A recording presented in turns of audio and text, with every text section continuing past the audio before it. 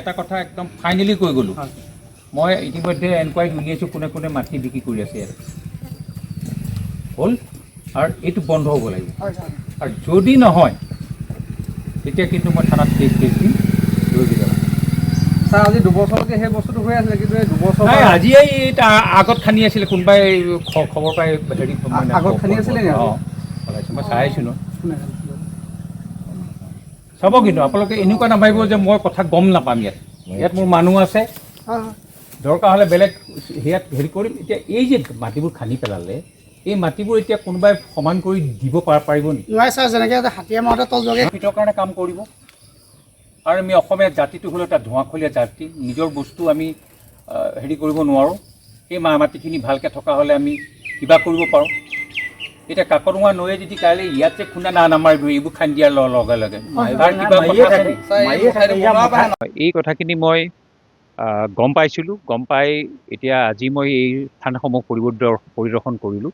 আটাইতকৈ দুখৰ কথা যে কাকডোঙা নৈলে আপুনি ধৰক 2-3 ফুট আছে, তালৈকে খান্দিছে যে জেচিপিৰে 30-40 ফুট দকৈ ইয়াৰ মাটি খান্দি ইয়াৰ দুষ্টচক্ৰ এই মাটি নি বেলেগত বিক্ৰী কৰিছে।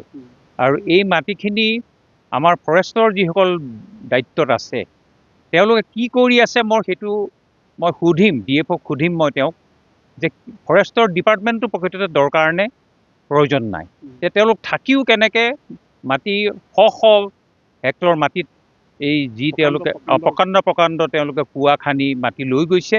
আৰু এইবাৰ বাৰিষাত মোৰতো এটা ভয়েই হৈছে যে কাকডোঙা নৈয়ে এইখিনি ভাঙি আহি এই গাঁওখন নপৌমা গাঁওখন প্লাৱিত কৰিব, কাৰণ একদম নৈৰ কাষলৈকে খান্দিছে। মই নিজে প্ৰত্যক্ষ কৰি আহিছোঁ। আৰু এইখিনি বৰ দুষ্টচক্ৰৰ হাত আছে। আৰু ইয়াৰ লগত যে মানে ফৰেষ্টৰ মানুহ জড়িত নাই সেইটো মই নুই কৰিব নোৱাৰোঁ, কাৰণ মোক ৰাইজে ইয়াত আহোঁতে কৈছে যে ফৰেষ্টৰ মানুহ ইয়ালৈ অহা যোৱা কৰি থাকে, তেওঁলোকে বাইকেৰে আহি চাই থাকে আৰু তেওঁলোকে চকুমুদাৰ কুৰকুলিৰ ভাও জোৰে। আৰু ইয়াৰ পৰা ডেইলি 10-12খন ডাম্পাৰেৰে মাটি কঢ়িয়াই থকা হৈছে। আৰু এইখিনি মই স্থানীয় ৰাইজক আজি সজাগতা কৰিছোঁ যে আপোনালোকে এই মাটিখিনি দিব নালাগে, আপোনালোকে মোক জনাব যদি এনেকুৱা ঘটনা হৈছে। কাৰণ ব্যৱসায় পক্ষই নিজৰ লাভৰ কাৰণে এই কামবোৰ কৰি আছে।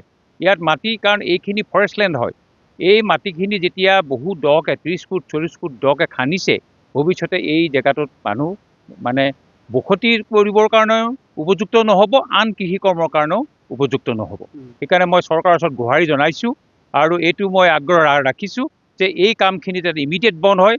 আৰু মই আজি DFOক এইখিনি লৈ মই কথা পাতিম। স্থানীয় লোকসকলেও আপোনাক অভিযোগ কৰিছে আজি? এইটো স্থানীয় ৰাইজে পূৰা কৰিছে।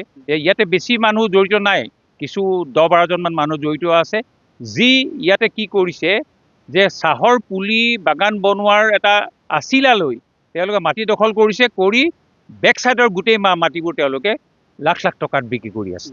সেইকাৰণে এইটো বন্ধ হ'ব লাগিব।